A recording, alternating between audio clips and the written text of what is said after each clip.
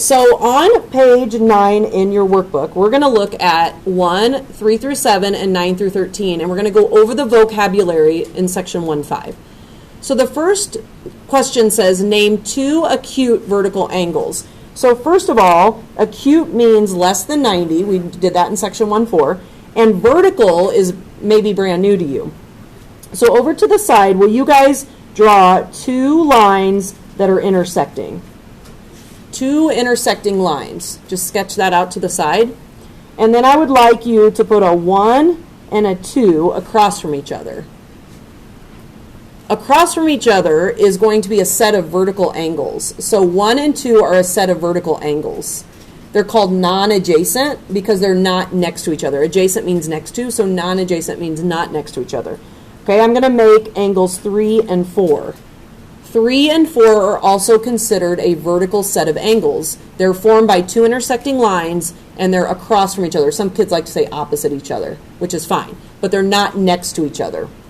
So now, using that idea, we're going to go to the picture and find 2 less than 90 angles that are across from each other, formed by intersecting lines that don't bend. Your lines can't bend. So over in the picture, when I look at this, I'm going to do this with a pencil. I've got these 2 intersecting lines right here, and these 2 intersecting lines create a pair of vertical angles here and here. Those are probably the easiest to see, so I'm just going to pick those. Now when you name them, you're going to name them with 3 letters because you can't just say angle K. If you say angle K, you'd be like, what? Who's angle K? So you have to use 3 letters. So we're going to say angle EKH. By the way, you could name that angle HKE, that's legal, and angle FKG. And you could say angle GKF. That would be legal too. I just picked those. There's another set in the picture. I'm just choosing those. Okay, next, we're going to go to number 3. So on number 3, it says name a linear pair. So back to middle school or elementary, if I go to this picture up here, there are linear pairs in the picture. The beginning word of linear pair is line. So you're looking for 2 angles that sit next to each other that make a line. So in this picture, I'll give you some. Do you guys see 1 and 3 are next to each other? They're called adjacent, and they make a straight line. So 1 and 3 are called a linear pair. 3 and 2 are a linear pair also. 2 and 4 are a linear pair, and 1 and 4 are a linear pair.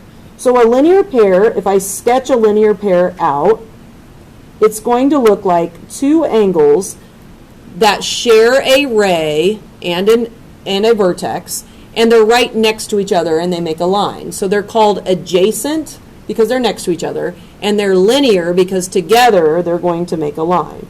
Okay, now with that explanation, go to your picture and look for a linear pair. By the way, there are tons of them in this picture.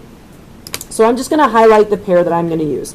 I'm going to take this straight line, HF, and I'm going to take this ray, KE, and I'm going to use this linear pair right here and right here. I'll put numbers on them so you can see them. I'm going to use this 1 and this 2. Now, that's not the only set. That's just the set I chose. So when I name them, I have to name them with 3 letters. So I'm going to say angle EKH, or I could do angle HKE, and I'm going to say and angle EKF, or I could say angle FKE. That is just one set. There are other ones in the picture, but I'm just picking out one set of linear pairs, a pair of angles that are next to each other making a line. Okay, next, go to number 4. Name 2 acute adjacent angles. So 2 angles that are less than 90 that sit next to each other. That's what adjacent means. They share a ray and they share a vertex. So they both need to be acute and they have to sit next to each other. Okay, so I'm going to use, over in the picture, I'm going to use this angle right here and I'm going to use this little dude right there because these 2 angles are next to each other. They share a ray and they're both acute. So I'm going to name them angles 3 and 4 just so you get the idea of where I'm looking at. But I can't name them 3 and 4 because I actually put those numbers in there. So you're going to name these with 3 letters. So I'm going to say angle FKG, or you could say GKF, and angle GKJ. So I used these two. They were next to each other, so they're adjacent, they share a ray, and they're both less than 90, which makes them a cube. Number 5, name an angle that is complementary to EKH. Okay, so here's EKH, and I need an angle that's complementary. This one's tough, this one's tricky. So go back up to your vertical angles. There's something that's going to be true about vertical angles that you're going to see in the reading, and that is that they are congruent to each other. So in this little picture, I'm going to put an arc mark on 1 and an arc mark on 2. Those match. And I'm going to put 2 arc marks on 3 and 2 arc marks on 4. Those vertical pairs match. So when you guys have a pair of vertical angles, the ones that are opposite from each other actually match each other. So now go to your picture. If 1 and 3 are vertical, would you agree that angle 1 and angle 3 in my picture are congruent to each other? And the answer is yes. So if 1's congruent to 3, then what angles will be complementary? It says what angle is complementary to EKH. So I'm going to actually use EKH's vertical pair, which is right here. Now, complementary means something that you learned in middle school. Does anybody remember what complementary is? If you do, it's 2 angles who add up to 90 degrees. So in the picture, I'm going to look for 2 angles that add up to 90 degrees, and one of them has to match this angle. So if this angle is congruent to this angle and they're vertical, these 2 will be complementary, the ones that I just named, because they're going to add up to 90 since there's a little box in the picture. So since this angle matches this angle, and this angle is complementary with this one, since they add to 90, then the angle that I'm going to list for this will be angle JKG. And that's because that little angle is going to add to 90 with each of these vertical angles, because they match each other. I could also say that is GKJ. Okay, so if complementary adds to 90 degrees, then what does supplementary add to? Supplementary adds to 180 degrees, right? So this is add to 180. Okay, so now I'm going to go to my picture and look for an angle that adds to 180 with FKG. All right, let's go find it. FKG. All right, I'm going to highlight that in green. I need another angle that adds to 180 with FKG. So I want you to think about the linear pair with that. And that is going to be the one on the other side, because together they're going to make this green line. So we're going to name this angle 2 that I have in the picture to say that it is supplementary to angle FKG. So we're going to name it angle EKF, or you can say angle FKE if you'd like to name it that. These are pretty tough, especially if you don't know your vocabulary, but once you know your vocabulary, then they'll become a little easier. Okay, let's go to number 7. Find the measure of an angle and its complement if one angle measures 24 degrees more than the other. Okay, up here I want you guys to draw me a little right angle picture. Make yourself a picture. A right angle has a little box on it to show that it's 90. Now, complementary angles will be 2 angles that add to 90, so I'm going to go ahead and just draw a ray out, and I'm going to have 2 angles there that add to 90 degrees. And then I'm going to put this algebra in here. So let's make one angle X. Just pick one of the angles to make X. And then it says the other angle is 24 degrees more than that angle. So you've got to think of an expression for that. So this angle would be 24 plus X, because it's 24 more than the angle that you have there.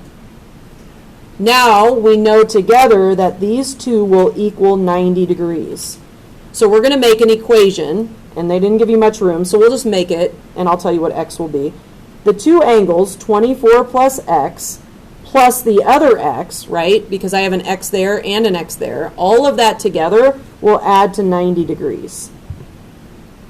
Now, if I solve this, I would get an X of 57.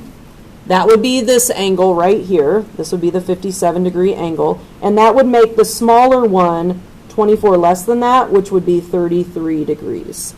So you're just going to draw yourself a little picture, show that the angles add up to 90, and then make an equation. Okay, down towards the bottom, we're just going to pick and choose a couple of these to do. We may not get to all of them. We'll just set up the equations for these. All right, there is going to be a symbol that pops up in your notes, an upside down T. That symbol stands for perpendicular. Perpendicular lines make right angles. So what they want you to do is they want TR to be perpendicular to TS, which is this ray and this ray. And if they're perpendicular, then this angle should be 90 because perpendicular lines make 90-degree angles. So if I want that to happen, then how big would angle RTS have to be? Well, RTS would be 8x plus 18, and we know that that would need to be 90. So this would be 8x plus 18 equals 90. You would solve that, which you don't have to worry about solving it, but I'll tell you if you did solve it, you would get x equals 9, and that would be the value that you would need for it to be perpendicular. So anytime it's perpendicular, you set your angle equal to 90. All right, for this one, it says PTQ is 3y minus 10. So I'm going to go to my picture and put 3y minus 10. And then it says QTR is y, so I'm going to go y there. And then it wants to know if PTR is a right angle, what equation could you set up with that? Now ignore this 8x plus 18. So you're going to write an equation that shows that these make a right angle. This is kind of like the complementary thing that we did up here. Your equation would be that 3y minus 10 plus the other y would have to equal the 90 degrees so that those add up to make a right angle. And again, if you solve this, you would get y equals 25.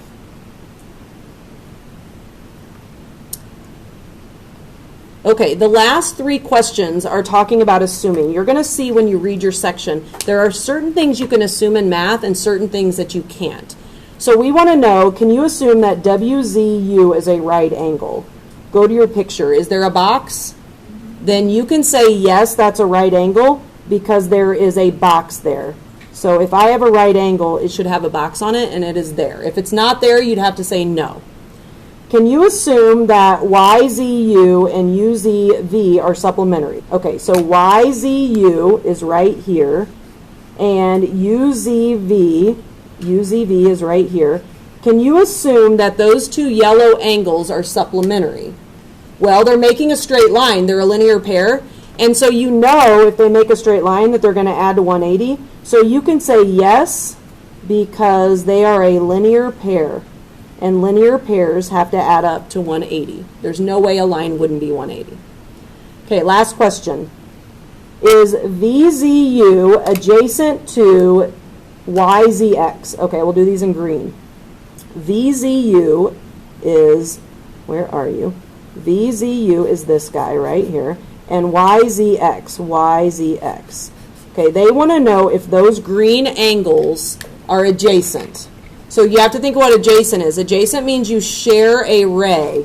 Do those green angles share a ray? No, they share a vertex, but they're across from each other. So you will have to say no, they are not adjacent, and that's because they are vertical. Vertical angles are never adjacent. They're across from each other.